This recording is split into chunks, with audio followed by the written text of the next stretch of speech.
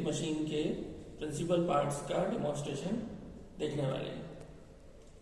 तो ये हमारी लेथ मशीन है। लेथ मशीन का जो वर्किंग प्रिंसिपल होता है वो ये होता है कि हम वर्कपीस को जॉब या वर्कपीस या जिस ऑब्जेक्ट पर हमें मशीनिंग करनी है उसको हम रोटेट करते हैं और टूल को ट्रांसवर्स, क्रॉस ट्रांसवर्स या लॉन्गिट्यूडनल मोशन देते हैं। तो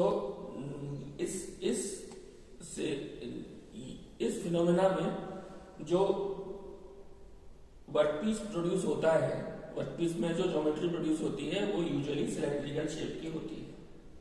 तो इस कंसेप्ट को, इस पर्टिकुलर प्रिंसिपल को फॉलो करने के लिए हमारे पास में एक सिस्टमेटिक अरेंजमेंट होता है, इसको हम बोलते हैं लेथ मशीन।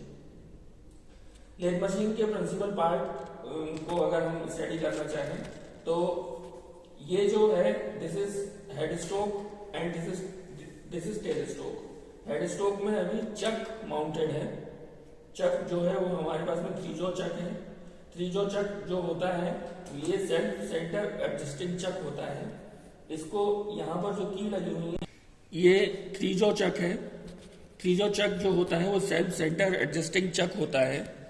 इसमें ये जो की है जब हम इनको एंगेज या डिसएंगेज करेंगे तो ये इसमें जो लगे हुए हैं इनको हम जॉ बोलते हैं।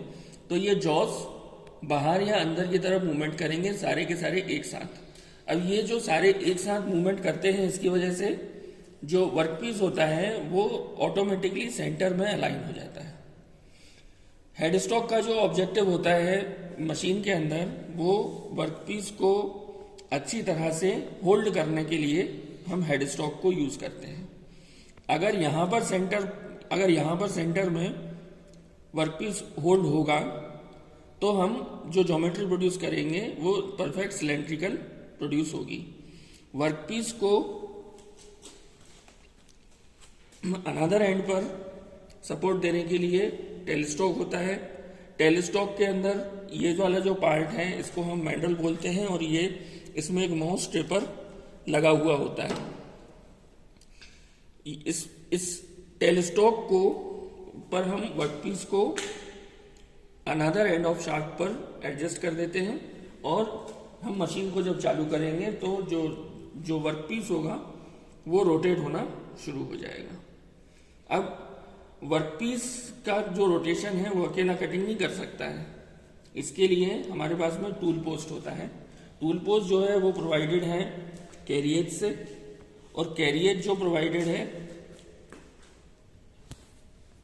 कैरिएज जो होता है उसके ऊपर क्रॉस स्लाइड लगी हुई रहती है और क्रॉस स्लाइड के ऊपर टूल पोस्ट लगा हुआ रहता है। अब ये इन तीनों चीजों का सबका अपना अपना एक फंक्शन है।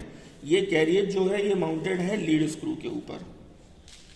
लीड स्क्रू जो रॉड होती है ये एक स्क्रू की तरह है और इसके अंदर हम सरल शब्दों में अगर समझें तो इसके अंदर एक नट होता है जिसको जब हम रोटेट करेंगे, उस नट को जब हम रोटेट करेंगे तो उसके अंदर मूवमेंट होगा, वो स्क्रू के ऊपर चलेगा। जब हम कैरिएज को घुमाएंगे तो ये लीड स्क्रू के ऊपर मूवमेंट करेगा किस डायरेक्शन में? लॉन्गिट्यूडनल डायरेक्शन में। और इस कैरिएज को लीड स्क्रू से हम लॉन्गिट्यूडनल डायरेक्शन में मूव कर पाते हैं। जब हमें क्रॉस फीड देनी रहती है ट्रांसवर्स डायरेक्शन में, जब हमें टूल को लेकर के जाना होता है तो उसके लिए होता है क्रॉस स्लाइड्स। ये जो है इनको हम क्रॉस स्लाइड्स बोलते हैं। इनको हम बोलते हैं क्रॉस रेल और इस पार्ट को हम बोलते हैं क्रॉस स्लाइड। तो दोनों चीजों के, दोनों कैरिएज और क्रॉस स्लाइड के कॉम्बिनेशन से हमें लॉन्गिट्यूडनल और ट्रांसवर्स मोशन दो चीजें हमें मिल जाती हैं। उसके बाद में पार्ट आता है टूल पोस्ट का। तो टूल पोस्ट से हम टूल को किसी भी एंगल में एडजस्ट करके हम उसको फिट कर लेते हैं। तो टूल पोस्ट का जो फंक्शन होता है, टूल पोस्ट का फंक्शन ये होता है कि हम जिस भी डायरेक्शन में, जिस भी एंगल पर हमें टूल को रखना है हम उस एंगल में उसको रख दें और रखने के बाद में हम टूल को ट्रांसवर्स या क्रॉस ट्रांसवर्स डायरेक्शन में मोशन हम दे पाते हैं।